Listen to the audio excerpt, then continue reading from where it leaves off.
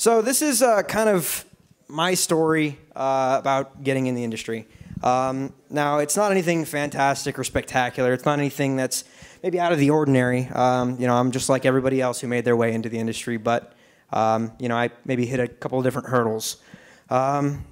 So if you can pull anything from what I'm about to talk about tonight, take some of these things into effect, think about them. You know, be kind to everybody you meet. You never know who you're talking to, what company they might work for, who they might be, whose brother they are, you know, just always. Be prepared to make sacrifices. Your girlfriend, your cat, your family, your band, anything. You know, if you want to pursue your career, then you're gonna have to give up something, you know. It sucks, but you have to do it. Be confident in your decisions. It's something I'm still working on.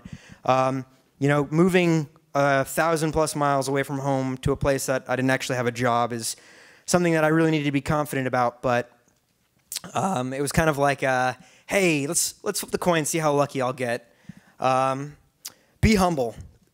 Always be humble. You may know more than the next guy, but if you can just, you know, be humble about it, you know, and sit there and talk to somebody and not try to, you know, overshadow them, then you're in the good.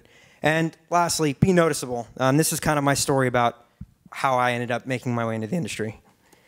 So who am I? I am Chris Kokkinos. I am a sound guy. I do audio for games. I do audio for film. I do audio for live venues. I do lighting. I do all sorts of stuff. But I currently am a game designer for Game Salad Inc. I work on the internal game design or internal game team, which is Game Team 1.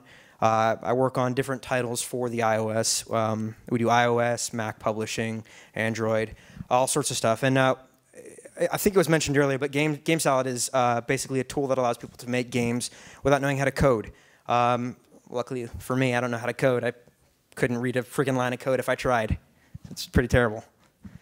So anyways, so I started, oh yeah, I'm formerly known as the beer guy. So I was about a year ago, I was the guy behind the table back there serving beer. I mean, I went places and people were like, hey, it's the beer guy. And I'm like, yeah, I like it. I like being associated with beer because beer's good. So from there, you know, I had got a chance to talk on the stage for a minute. And well, I'll get to that part later. Anyway, so I got pulled into quality assurance and then moved my way up into game design. But I'll try and move a little bit quickly here because this is all boring stuff, you know, the general. When I was in high school, I wanted to get into art. I sucked at it. I'm still pretty bad. My dream job was to be an animator or something of the like for Pixar. Boy, was I young and dumb. Pixar's way up here, and my art is like way down here. So the one big thing about high school for me is I was known as Babysitter Chris because my mom always worked at night and I was always watching my little brother and sister. But the great thing about being a babysitter is when the kids go to sleep at whatever time you dictate, you can play video games all night long. It's so good. So I ate lots of ramen noodles and I played tons and tons of Counter-Strike. You can hate on me if you like. I'm a big fan of first-person shooters, especially Counter-Strike. It's pretty awesome. So from there, I realized that I'm not really good at drawing, so I decided to change my avenues and maybe pick up an instrument. So I played bass. For any of you that are bass players out there, we get a lot of flack, but you guys are awesome.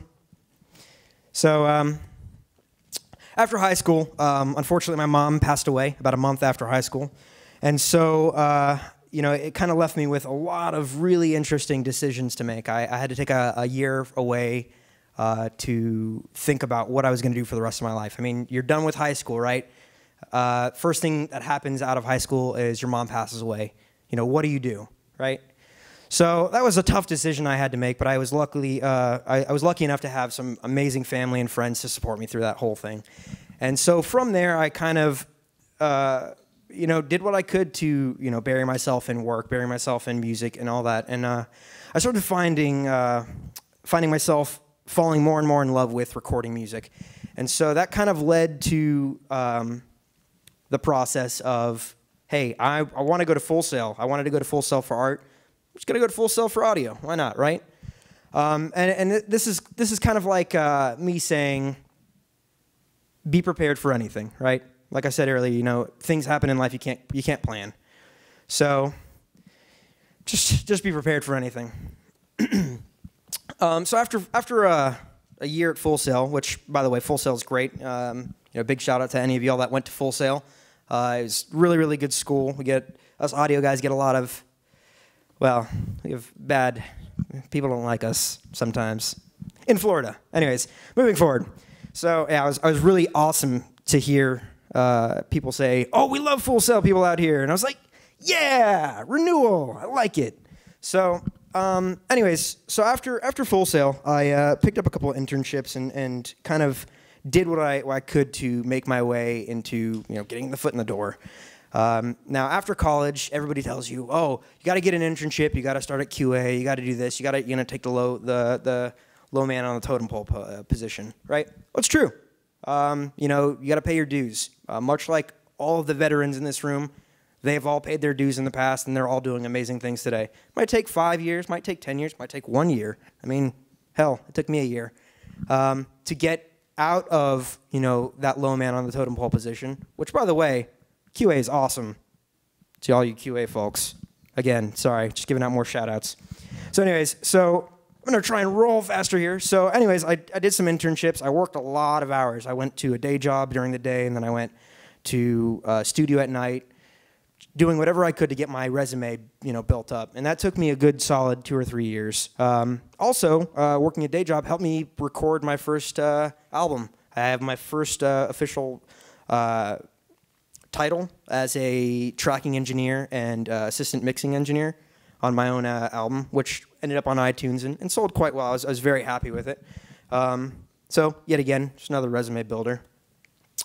So from there, I went from being like, yeah, I love music, to, man, I really love explosions and bullets and stuff. So I wanted to move away from working in music and work more towards sound design and sound effects.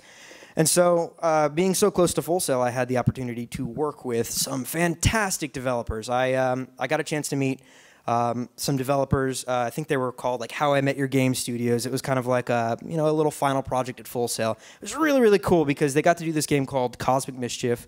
It was like a third-person world-to-world shooter. It was like just really cool. So I got to do all sorts of fun stuff along the lines of that. Same with World War I Source. You can find that on the ModDB site if y'all are into that kind of thing.